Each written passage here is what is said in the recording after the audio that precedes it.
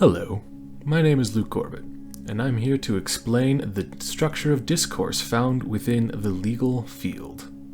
Beginning with an introduction to the concept of legal discourse as a whole, this video is going to explore the facets of rhetorical construction used within the legal field, beginning with the dissection of article formatting and continuing through the use of citations, research, rhetoric, and the historical origins and practical uses of each of these traits.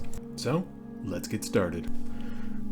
Though, culturally, we often associate the field of law with the same attitude as the black and white absolute of the judicial system, some would be surprised to know that the law itself actually includes an extreme variety of discourse, and is altogether a lot less formal than you would expect. The reason behind this being that law includes nearly any and all discussion of politics, philosophy, ethics, and economics, at least in as far as those topics can be practically applied to the real world. When it comes to the discourse itself, the bulk of the content is created by lecturers and essayists. And unlike legal doctrine itself, which is the codified word of justice that constitutes our laws and punishments, legal discourse is quite straightforward and only passingly formal, being rife with political jargon and even some slang. Further, and at great surprise to many, legal discourse is written almost exclusively in first person, and can be read as though the author is talking to you directly. It almost feels like a transcribed TED Talk, or something similar. While reading it, upon a cursory glance you'll probably notice that it looks quite rigid. But, in execution, it becomes apparent that the unified styles, typefacing, and formatting are actually more like a gentle scaffold, which nearly any format of argument, claim, or explanation can be made from. Just as the field of law itself encompasses many fields and traditions under one seemingly cohesive umbrella, legal formatting is likewise deceptively optimized for diverse constructions and internal formats, even though most legal papers will look identical if you're glancing at them without checking the words. This only makes sense. After all, you have to consider that law and governance stretches its arms over every field of science, into every aspect of culture, and across nearly every facet of art as well.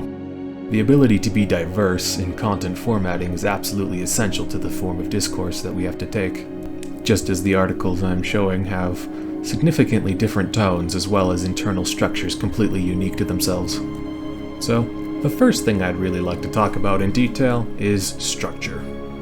Within the typical article of legal discourse, and shared by each of the examples I'll be showing, there is a simple structure of Roman numerals and titles used to divide the sections of the article. The use of these Roman numerals is largely symbolic, hailing all the way back to the origins of American legal society. Being founded by Hellenistic ideals, our founding fathers saw that the United States was a sort of spiritual successor to the Roman Republic and the democracy of Athens. And so, we often have tried to emulate their style, which includes the Roman numerals. Additionally, the use of an abstract is very common within legal discourse. Being that legal documents and articles are extremely long and fairly intricate, an abstract is necessary in order to give potential readers a chance to glean the bigger picture before diving into an article's main content. This is useful for individuals intent on reading the article who wish to understand the greater context of each component segment before reading them, just as it is useful to readers unsure whether or not an article contains the content that they want to be reading about, acting as a summary of sorts placed ahead of the text to provide explanation and also advertisement. In most legal documents, directly following the abstract are a series of keywords. These keywords contain nothing in regards to the claim or rhetoric of an article. However, they provide a potential reader with topical sticking points. In essence, they are the topics of the argument, but not the argument itself or any points that could be made from it. Both the abstract and the keyword section are indented in most articles, indicating that they are not content within the article, but content relating to the article. It is also for this reason in reverse that typical body paragraphs are left unindented, as indentation indicates either topical hierarchy or information that is otherwise disjunct from the main body.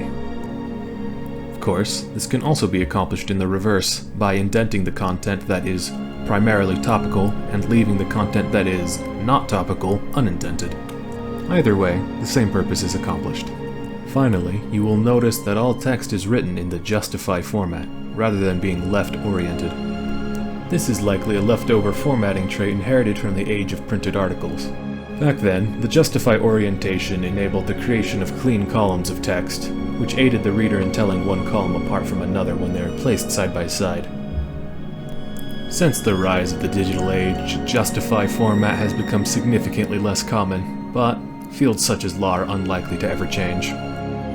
Another thing worth paying special attention to are the citations of the law field. Being a field operating in a directorial or observational function over many other fields, it is not uncommon for legal documents and articles to cite numerous other articles, often dozens at a time and only once or twice throughout the entire length. In an effort to give due credit properly, and to prevent the incredible bulk of these citations from making an article difficult to read, citations are usually accommodated through the use of superscripts. Superscripts, in simple terms, are essentially a number that follows after a word or sentence, leading you to a footnote that explains something involved, often in this case being citations. This system is highly efficient, both in terms of space and in ease of reading. Finally, I would like to address the argumentative rhetoric used directly. Of each rhetorical aspect that is relevant to legal discourse, ethos is far and away the most important. This because, in politics, as well as pretty much anything to do with law, no matter how emotional I get, no matter how logical I seem, none of it matters unless you trust me. Concerning pathos and logos directly, however, there is something of a debate between those who feel that legal discourse should be largely pathos-based, and those who feel it should be mostly logos-based. In any case, that's all the time I have. Thank you so much for listening, and I hope you learned something. Have a great day.